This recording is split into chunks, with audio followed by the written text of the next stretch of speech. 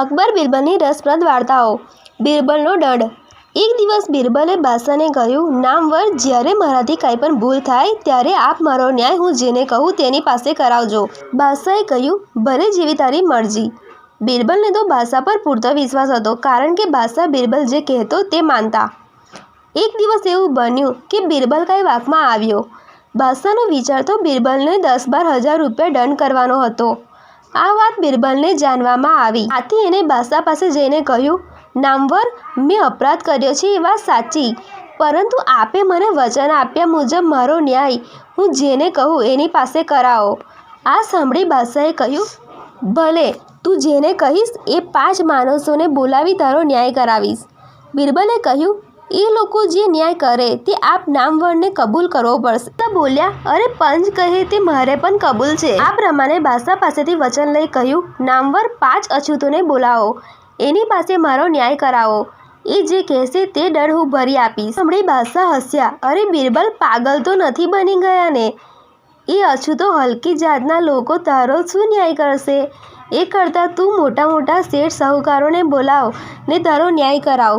એ લોકો તારો યોગ્ય ન્યાય કરશે. પરંતુ બિરબલે કહ્યું, નહીં નામવર, મારે ન્યાય કરવા માટે તો મેં જેને કહ્યું એ લોકો જ બોલાવો, એ સિવાય બીજા કોઈને જ નહીં. બિરબલના કહેવા મુજબ બાદશાહે ઠેઠ વાળેથી 5 અછૂતોને બોલાવ્યા. એ લોકોને બધી જ હકીકત કહી સંભળાવી. 5 જણા પોતાને બાદશાહે આપેલું માન જોઈ ઘણા જ ખુશ થયા અને અંદરો અંદર વિચાર કરવા લાગ્યા. બિરબલે આપણને દુઃખ દેવામાં કંઈ બારી રાખી નથી, માટે આજે તો તે બરાબર આપણા હાથમાં આવ્યો છે. માટે આપણે બધાએ એવો દંડ કરવો જોઈએ કે જેને જન્મભર યાદ રહી જાય. એકે કહ્યું, મારો તો વિચાર એ છે કે બિરબલને આપણે 7 વીસી અને 10 રૂપિયા દંડ કરવો બરાબર છે. બીજાએ કહ્યું, ના, એમ નહીં, આટલો બધો ભારે દંડ ભરી એ બિચારો મરી જશે. માટે એના બાળ બચ્ચા જરા વિચાર કરી એનો 5 વીસી અને 10 રૂપિયાનો દંડ કરવો ઠીક છે. ત્રીજો જણ બોલ્યો, અરે રે, આટલો બધો દંડ હોય? આટલો બધો દંડ એ ક્યાંથી ભરી શકશે? માટે એને તો 3 વીસી અને 10 રૂપિયા દંડ કરો.